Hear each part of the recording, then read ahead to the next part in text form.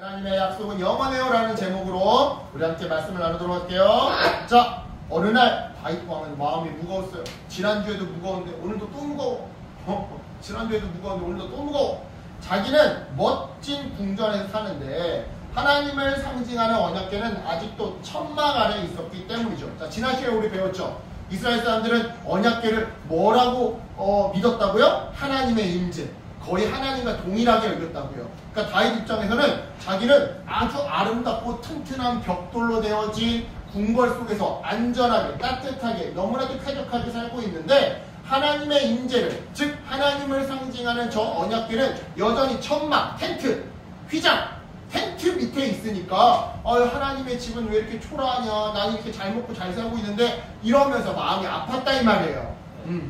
그래서 다윗은요, 하나님의 집, 곧 성전을 짓고 싶다고 나단 선지자에게 이야기했는데요. 이 이야기를 들은 나단은요, 처음에는 왕의 마음에 있는 대로 하세요 라고, 그러니까 소원대로 하나님의 성전을 건축하라고 말했어요. 하지만 그날 밤 나단에게 특별한 말씀을 하나님께서 주셨죠. 그 말씀이란 무엇이냐? 바로 다윗에게 가서 다윗, 너는 나 여호와 하나님이 거할 집을 짓지 말아라 라는 메시지를 전하라는 것이었는데요. 이에 나단은요, 다윗에게 가서 하나님의 메시지를 전달했어요. 왕이시여, 하나님께서 왕에게 하나님의 성전을 짓지 말라고 하십니다. 그렇다면 여기서 질문, 왜 하나님은 하나님의 집을 짓고 싶다라고 나서는 다윗을 말렸던 걸까요?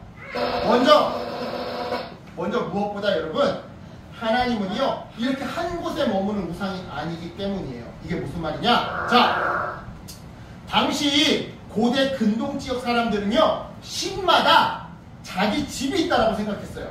예를 들어 뭐 제우스는 제우스의 집, 그리고 뭐 아테네는 아테네의 집, 그리고 또 헤파이토스는 헤파이토스의 집, 헤르메스는 헤르메스의 집, 포세이돈은 포세이돈의 집, 이렇게 신마다 각자 자기들만의 집이 있다라고 이렇게 생각했어요.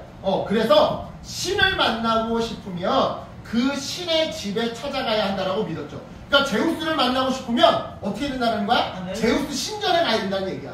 하지만 여러분, 이러한 그들의 생각을 뒤집어 보면 결국 그들은 신이 어디에 갇혀 있다라고 생각했던 거예요? 신의 집에 갇혀 있다고 생각한 거예요. 하지만 여러분, 이처럼 건물에 갇혀 있는 신을 진짜 신이라고 볼 수 있을까요? 당연히 없겠죠. 그지? 그래서 성경은요, 성전에 갇혀 있는 신들을 보고 사람들이 상상으로 만들어낸 가짜 신, 즉 우상이라고 말하는 건데요. 이런 의미에서 하나님은요, 우상이 아니라 진짜 신이셔요. 즉 집이 필요 없는 분일 뿐 아니라 설령 집이 있다 하더라도 그 집에 갇혀 지내시지 않는 전 세계, 봐봐, 이게 온 세상이라면 이게 상상자 하나님의 발은 이 정도로 크다 이 말이야. 상상해보자 이 말이야. 상상해보자. 또는 이 지구를 그냥 공루처럼 갖고 노실 만한 전 세계 온 우주를 자기의 집으로 삼으시는 참된 신이 바로 하나님이시더라 이 말이죠. 바로 이러한 이유 때문에 하나님은요, 다윗을 보고 굳이 하나님의 집을 짓지 말라고 말씀하셨던 건데요. 왜냐하면 온 세상이 이미 하나님의 집이니까, 그죠? 굳이 짓지 말라고 했던 건데요. 그래도 하나님은요, 다윗의 그 마음이 이쁜 거야. 이쁜 거야. 대부분의 사람들은 돈과 권력을 얻으면 자기 집부터 이렇게 이쁘게 크게 넓히려고 하는데 다윗은 그러기는커녕 오히려 하나님의 집을 지어드리고 싶다고 하니 건축 헌금을 하려고 하고 있으니 다윗의 소원이 하나님 딴에는 기분이 좋으셨던 거죠. 그래서 하나님은요, 다윗이 그냥 성전을 짓게끔 허락해 줄까 했는데요. 다윗 그냥 허락해 줄까? 이렇게 생각했는데요. 하지만 다윗은 전쟁을 너무 많이 한 사람인 거야. 즉 손에 피를 너무 많이 묻혔어. 이런 다윗이 만약 성전을 짓는다면 다른 사람들이 뭐라고 손가락질할까요? 아이고, 다윗이 그렇게 블레셋 죽이고 영토를 확장했던 이유가 다 성전을 지으려는 목적이었나 봐. 사람 죽여서 번 돈으로 하나님의 성전을 짓는 걸 보니까 다윗이 믿는 하나님은 피를 좋아하는 신인가 봐. 사람 죽이는 걸 좋아하는 신인가 봐. 아이고 무서워. 우리는 이스라엘의 하나님은 절대로 섬기지 말자. 이스라엘의 하나님, 다윗이 믿는 하나님은 사람 죽여서 번 돈으로 자기 집 짓는 악한 신이야. 이렇게 손가락질 하겠죠. 그죠? 그래서 하나님은 더더욱 하나님의 집을 짓고 싶다라는 다윗을 막아섰던 거예요. 그 대신 다윗의 아들 솔로몬이 성전을 짓게끔 하시겠다고 나단 선지자를 통해 말씀하셨던 거죠. 이런 맥락에서 여러분, 이처럼 우리가 아무리 좋은 뜻을 가지고 있어도요, 그 뜻이 하나님의 뜻과 100% 일치하지는 않을 수 있어요. 다시 말해, 하나님은 나보다 더 먼 미래를 내다보시고 또한 모든 사람들의 그 다양한 반응들을 미리 다 내다보시기에 하나님의 계획은 나의 계획보다 더 크고 더 깊더라는 거죠.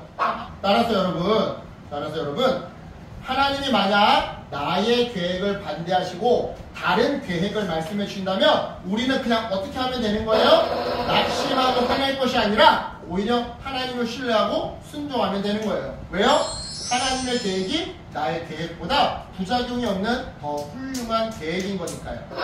다시 본문으로 돌아와서 이처럼 다윗의 성전 건축 소원을 막으시고 대신에 솔로몬이 성전을 건축하게끔 하시겠다고 말씀하신 하나님은요, 이어서 다윗에게 더 놀라운 약속을 주시는데요. 그 약속이란 뭐냐? 바로 다윗의 아들 솔로몬의 왕위를 영원히 견고하게 하겠다는 약속이었어요. 즉 다윗 왕조가 영원히 지속될 거라는 약속이었던 거예요. 무슨 질문이요? 다윗 왕조가 기원전 586년 바벨론에 의해 멸망한 뒤에 그 뒤로는 다윗의 혈통 중에서 이스라엘의 왕이 되는 사람이 없지 않았나요? 맞아요. 목사님, 그러면 지금 하나님이 다윗에게 거짓 약속을 지금 하고 있는 건가요? 그건 아니에요. 왜냐?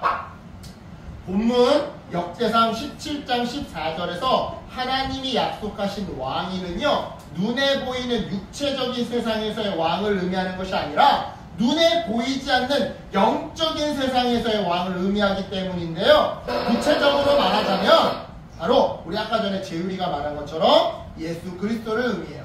즉 족보상으로는 다윗 왕조의 혈통으로, 봐봐, 다윗이 솔로몬을 낳고 솔로몬이 르호보암 그리고 아비야, 아사, 여호사와 이런 쭉 나가지고 여고냐를 낳았어. 근데 이 여고냐가 쭉 나가지고 마리아의 남편 요셉을 낳았단 말이야. 그 요셉의 족보에서 태어난 게 예수 그리스도였잖아. 그죠? 그러니까 혈통으로는 다윗의 후손으로 태어났지만 그렇다고 이스라엘의 실제 왕이 되지는 않았어. 하지만 십자가에 달려 죽으시사 부활하심으로 그리고 하늘로 올라가심으로 진짜 신이라는 것을, 진정한 통치자라는 것을 증명하신 예수 그리스도가 바로 본문 17장 12절에서 하나님이 다윗에게 약속하신 왕위의 숨은 뜻이더라 이 말이죠. 따라서 여러분, 이 약속은요, 하나님이 다윗에게 하신 이 약속은요, 대략 1000년 뒤에 다윗의 후손으로 태어나실 예수님을 향한 예언이자 동시에 영원하신 하나님의 구원 계획을 미리 알려주신 영원한 약속이었던 건데요. 이런 의미에서 질문해 볼게요. 여러분, 하나님이 다윗에게 하신 이 약속의 영원함은 다윗에게만 적용되는 영원함인 걸까요? 전 세계? 아니에요. 하나님의 약속, 그 약속의 영원함은요, 우리에게도 적용돼요. 실제로 예수님은 우리에게 내가 세상 끝날까지 너희와 항상 함께 있으리라고 약속하셨어요. 여러분에게. 또 내가 십자가에 달려 죽고 부활한 다음 저 천국으로 올라가서 너희가 있을 곳을 마련하면 이 땅에 다시 와서 너희를 저 천국으로 데려갈 것이다 라고 약속하셨는데요. 이 약속의 효력은요, 영원해요. 즉 결코 변함없이 이 약속은 지켜질 거다 이 말이죠. 따라서 여러분, 때때로 살아가다가 힘든 상황에 놓일 때, 친구와 갈등이 생긴다거나 가족 안에서 어려움이 생긴다거나 학업과 진로로 걱정 의심이 많아진다거나 마음속으로 너무 외롭고 지칠 때 예수님의 이 약속을 기억했으면 좋겠어요. 예수님 여러분에게 뭐라고 약속하셨다고요? 내가 너와 함께 한단다. 나는 너를 버리지 않고 찾아올 거란다. 그죠? 예수님의 약속은요, 영원히 변하지 않고요, 반드시 지켜져요. 그렇다면 이제 오늘 말씀을 정리해 볼게요. 자, 다윗은요, 하나님을 사랑하는 마음으로 성전을 짓고 싶어 했어요. 하지만 하나님은 다윗의 마음만 받으시고 다른 약속, 대신에 더 큰 약속을 주셨죠. 그리고 그 약속은 예수님을 통해 이루어졌고요. 지금도 우리에게 동일하게 적용되고 있는데요. 따라서 여러분, 어떤 어려움 속에서도 하나님의 약속을 붙잡잖아요. 그러면 희망을 가질 수 있어요. 왜냐? 다시 말씀드리지만 내가 너와 함께 한단다. 너를 버리지 않는단다. 라는 하나님의 약속은요, 영원하거든요. 그러니까 여러분, 걱정되는 일이 있을 때, 낙심되는 일이 있을 때 오늘 말씀을 꼭 기억하세요. 그래서 영원한 약속을 붙잡으며 희망을 품고 살아가는 저와 여러분 되실 예수님의 이름으로 축복합니다. 아멘. 기도할게요. 하나님 감사합니다.